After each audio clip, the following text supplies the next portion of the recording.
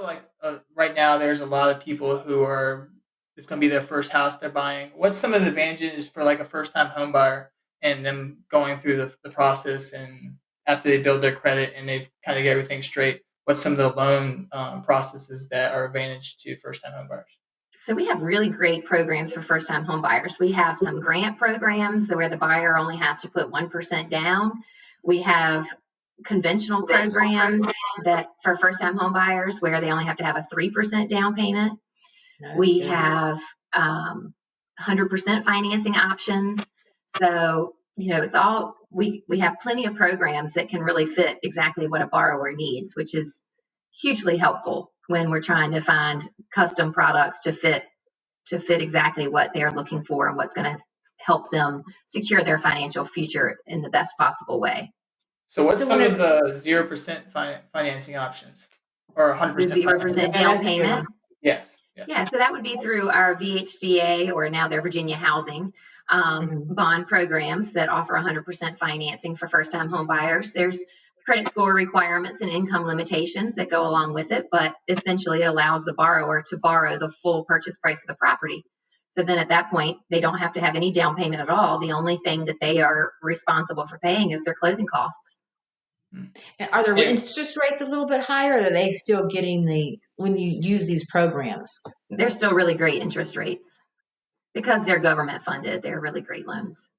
Would that be like 100%, or is it almost like you have like a small second mortgage on the property also?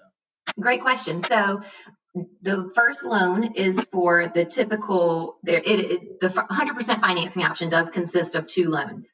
The first loan is the typical conforming loan, so a conventional or FHA loan where you would have to have 3.5% down payment.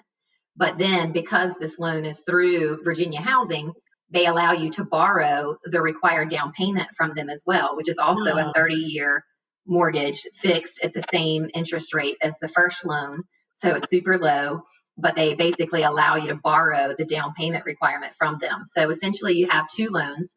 The first one is for your typical mortgage payment. The second one is super low payment, usually like $20 a month or so, to cover that down payment. And then you have the option to ride that out for 30 years and pay the low interest rate on it, or you can pay it off as fast as you want to and get rid of it. But it allows you to not have to have any funds for down payment requirements. And so those aren't bundled, that payment's not bundled together. They're going to be two separate payments? Yep, you pay them to the same place. However, it is two separate payments. That makes sense. Mm-hmm. And so once they pay, they can choose to pay off the shorter one. That's right. Faster and reduce their payments. And get that done and then still have the first mortgage just like normal. Okay. I know one of the other packages that people are really looking to right now is like a 2 or 3K loan because everyone wants to fix and flip or fix up a house and do renovations and stuff like that. What's some of the how does that process really work and what's some of the advantages like that? Because you said recently that rates used to be a lot higher for that, but now things have changed and it's not that case. Yeah, the rates are pretty good on a renovation loan right now. They're really only about an eighth higher than the typical conventional conforming loan. So last I checked, of course, this is Sunday, so I can't pull rates today, but last time I checked them last week, they were really good. And the 203K or the conventional renovation loan, it's a really great option for people that are trying to find houses in this fast-paced market. If you find a house that is in a great location and you love the house but it's a little old, maybe dated kitchen, dated bathrooms, you can use the renovation loan to purchase the house and fund the renovations for the updated kitchen and bathroom, make it exactly what you want and still only have to have your minimum 5% or 3.5% down payment, and it covers all of the cost of the renovation. So it's a really great product to help people have the home of their dreams, even though the house, when they first look at it, isn't necessarily the home of their dreams. So I'm sorry. Are the requirements about the same? I mean, can you be out looking at a house and then see this house and think, oh my God, let me switch? So is it kind of an easy process to switch, or do you have to be a stronger buyer to get one of those? You definitely have to be a stronger buyer. You don't want to be one floating on the bottom tier of the credit score requirements. You don't want to be with a 640 credit score. That's not really going to work. for a renovation loan. So you want to be a stronger buyer. Typically, you have to have, a couple of months reserves, mortgage payments. So you want to make sure that you've got some savings as well. But other than that, it's pretty consistent. Like if you can qualify for X number of dollar conventional loan, then you can qualify for a renovation loan as well. So what would be the process for that? Because I know it's a little different. It's like, so let's say they get pre-approved and everything like that. Let's say we get under contract and we want to do a two or three K loan or like conventional renovation loan.